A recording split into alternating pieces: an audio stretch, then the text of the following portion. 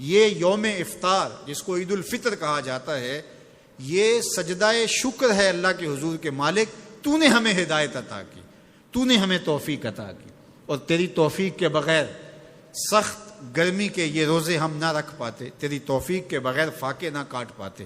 یہ تیرے ہی کرم سے، تیری ہی دی ہوئی توفیق سے ہمیں صبر نصیب ہوا۔ الصوم نصف الصبر، روزہ آدھا صبر ہے۔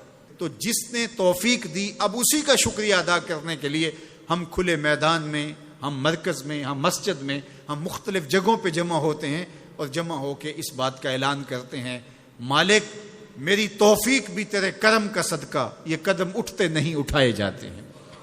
تو نے توفیق دی تو روزے رکھے گئے، تو نے توفیق دی تو گنتی کے دن پورے ہوئے، تو نے توفیق دی تو مالک تیرے ہی حضور حاضر ہوئے، اور یہ تیرا ہی کرم ہے اور تیری ہی کرم نوازیوں کے رنگ ہیں۔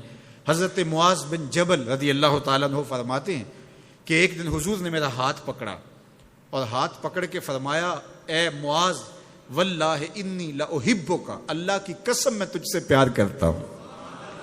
پھر دوبارہ فرمایا، واللہ انی لاحبک، اے معاذ میں اللہ کی قسم تم سے پیار کرتا ہوں۔ اور اس پیار کی وجہ سے حضور نے حضرت معاذ بن جبل کو بتایا کیا، میں تجھ کو وصیت کرتا ہوں کہ ہر نماز کے بعد ان کلموں کو جو میں تمہیں بتا رہا ہوں، ان کو ترک نہیں کرنا، اس کو بھولنا نہیں ہے، اس کو چھوڑنا نہیں ہے۔ اور وہ کیا؟ اللہم اعنی علی ذکرک و شکرک و حسن عبادتک، اے اللہ مجھے توفیق دے اپنی عبادت کی، مجھے توفیق دے اپنے ذکر کی، مجھے توفیق دے اپنا شکر ادا کرنے کی۔ تو اللہ کا شکر ادا کرنے کی اس سے توفیق مانگی، مالک نعمت بھی تو دے اور اس نعمت پر شکرانے کی توفیق بھی تو عطا کر۔ اور اللہ فرماتے ہیں میری دی ہوئی نعمت پر میرا جب تم شکر ادا کرو گے میری دی ہوئی توفیق کے ساتھ، تو میں تم سے عہد کرتا ہوں لئن شکرتم لازیدنکم، میں تمہیں اور زیادہ عطا کروں گا۔ اللہ اکبر! شکریہ سے نعمت میں اضافہ ہوتا ہے، نعمت میں برکت ہوتی ہے۔ ایک دوسرے مقام پہ کتنی خوبصورت بات ارشاد کی، ما یفعل اللہ بعذابکم ان شکرتم و آمنتم، اللہ فرماتا ہے کہ وہ تمہیں عذاب دے کے کیا کرے گا اگر تم شکریہ ادا کرو اور ایمان لاؤ۔ اللہ کی چاہت نہیں ہے کہ تجھے جہنم کی بھڑکتی ہوئی آگ میں ڈالے، جو آگ تمہاری ہڈیاں توڑ کے رکھ دے، تمہارا گوشت جلا کے رکھ دے اور تم وہاں ذلت سہو، یہ تمہارے رب کی منشا نہیں ہے۔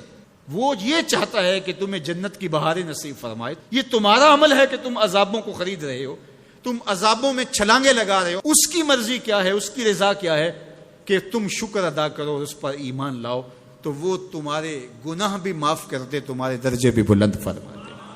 بلکہ ایک دوسرے موقع پہ اللہ تعالیٰ نے قرآن مجید میں ارشاد فرمایا کہ تم جہنم کے گھڑے میں گرنے والے تھے، ایک جنبش پا کی دیر تھی کہ تم ایندھن بن جاتے۔ کہا کہ میری نعمت کا شکر ادا کرو کہ جس نعمت نے، اس نعمت سے مراد محمد عربی صلی اللہ علیہ وسلم، تمہیں جہنم سے نکال کے جنت کی راہوں پہ ڈال دیا۔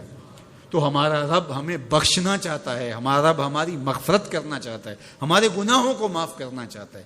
رحمت رب بہانہ می جوید، اس کی رحمتیں بہانہ تلاش کرتی ہیں، اور بندوں کو بخشنا اسے بڑا پسند ہے۔ تو وہ کتنا کریم ہے، کتنا کریم ہے، کتنا کرم فرمانے والا ہے، کتنا رحیم ہے بندوں پر۔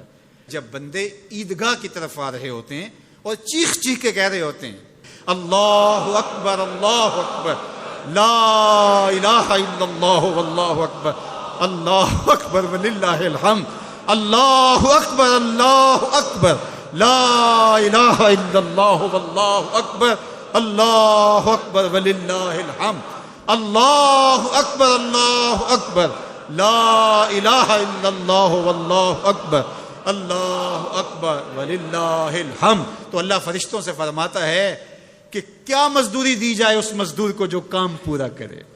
تو وہ کہتے ہیں مالک اجر تو پورا ہی ملنا چاہیے۔ تو فرمایا یہ چیخ چیخ کے جو مجھے پکارتے ہوئے آ رہے ہیں میں نے ان کو بخش دیا۔ اور وہ چیخ چیخ کے کیا کہتے ہوئے آ رہے ہیں؟ اللہ اکبر لا الہ الا اللہ واللہ اکبر اللہ اکبر وللہ الحمد اللہ اکبر لا الہ الا اللہ واللہ اکبر اللہ اکبر وللہ الحمد.